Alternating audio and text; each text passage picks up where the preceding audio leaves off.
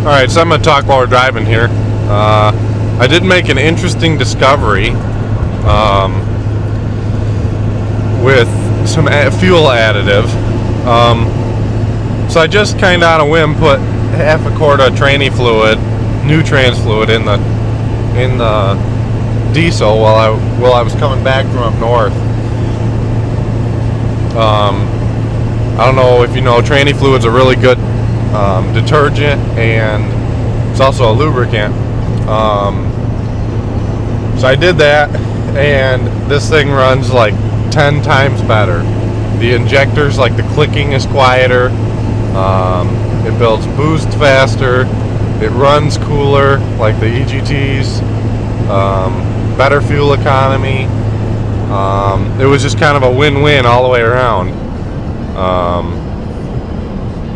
I was just kind of like, hey, I got it.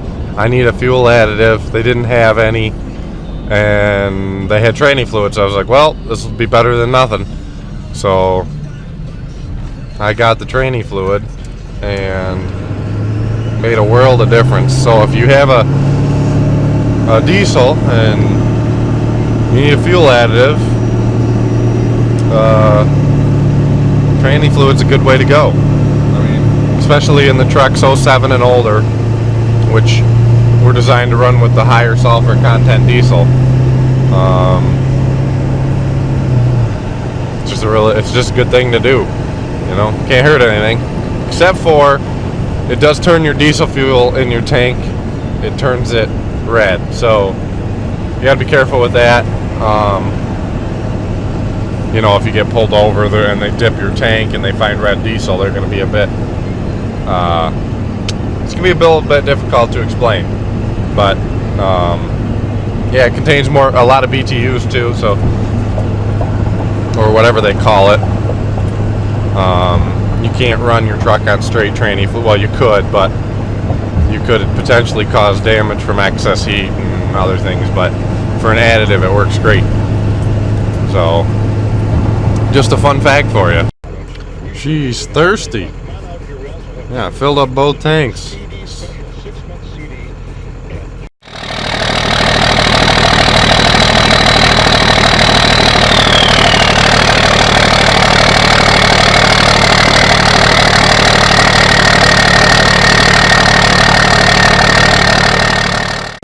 Alright, we're on our way here over to get something. Got a power wash, a aluminum tank.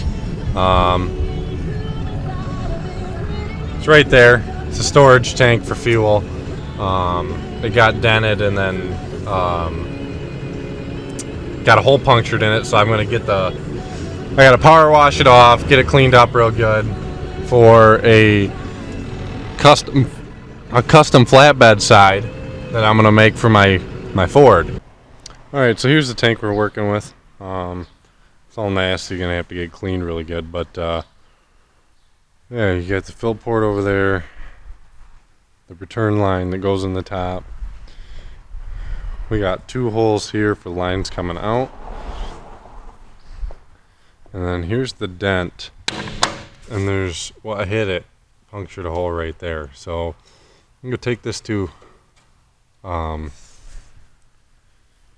place to get it welded. They'll pop that back out and weld it, and then we're gonna have them take these 2 holes and turn it into one. So stay tuned for that. Alright, so we have arrived at a place called Whaley Welding and Machine. You can get it taken care of and show you what it looks like when it's done. Alright, so I didn't get to film this. Got the transfer tank on here. Got it back from the place that welded it. They patched the hole. They went down to a single outlet here. So I got to get a transfer pump that'll mount up here and everything. To get all set up right. This is gonna come off. There'll be a plate that gets eventually put there. But we're working on setting up my my welding sides. You can see all the generator and toolboxes over there. So I got to cut some holes, sink these in to hold the generator down.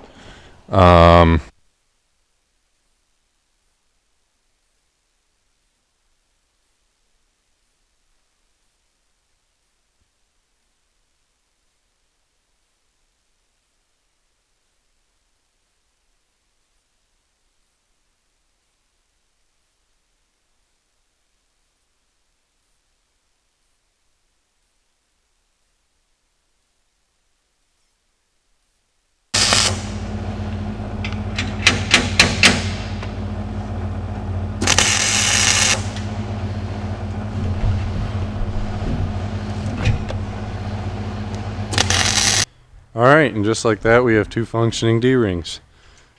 Flip up like this. I'll paint them black so that they match pretty good. So now we're going to move on to putting the boxes on the side. Alright, so I got them on here. So here's what we got going on. This one's got 2 LEDs on the outside.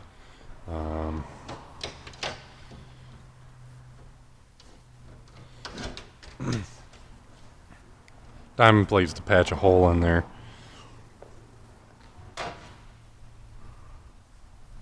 I gotta fix that one yet, but yeah, these got toggle switch inside. I still gotta hook up the wiring for it, but just the one box on the one side. It is held down by 6 screws that are drilled and tapped through here into the bed. This one over here is held down with 4 tabs like this. This one's drilled and tapped into here, and these are just self-tappers. Still gotta take that bracket off.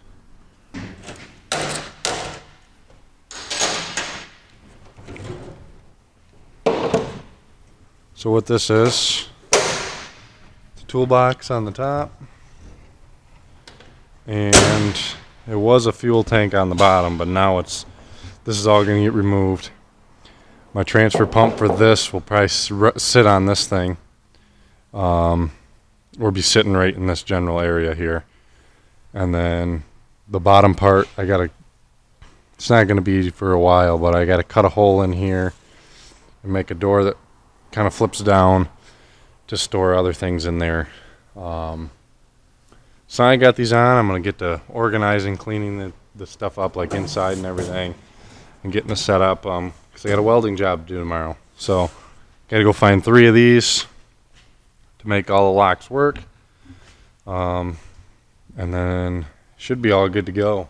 So far I think it's coming along looking nice. The generator still can fit right up in the middle there in the front. Still give me room to put my gooseneck in there. And then I got to try to find a compressor to mount on here somehow. Not quite sure how that'll work, but we'll figure it out. So yeah, I think I'll show you how all the stuff fits in here, and then the dividers that I got to make and stuff, so stay tuned for that. Alright, so we're on our way to our first welding job here. I mean, I've done mobile welding before, but never really set up for it. I guess now that I'm set up, we'll see how this all works, and I'll show you my equipment and how it's set up on there, and how that all goes. But yeah, I mean, it rides pretty good with all that weight in the bed. I was a bit concerned. I mean, you're talking probably 700 pounds of stuff on the bed, you know, once you get everything loaded up. So, I mean, it rides pretty good, as well as a dump truck can ride. So, well, stay tuned. I'll fill you in on all that information here in a little bit. Alright, so I used the welding setup today. Works pretty good. Just took all my tools out, but generator mounts in there good.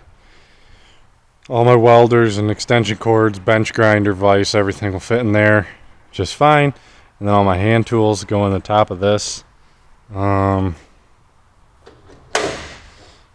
you can see, I put some wooden dividers in there just to kind of keep things organized.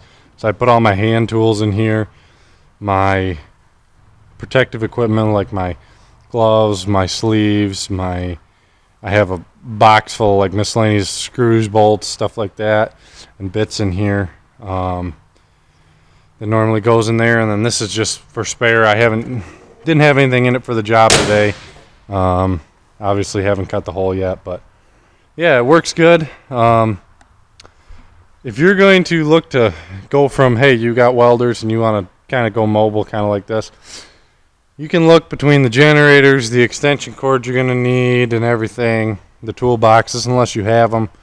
Probably about $700 in stuff to go from being able to weld on like a bench like that over there to in the back of your truck. So, thanks for watching. So like and subscribe, helps out a lot. Catch you in the next video.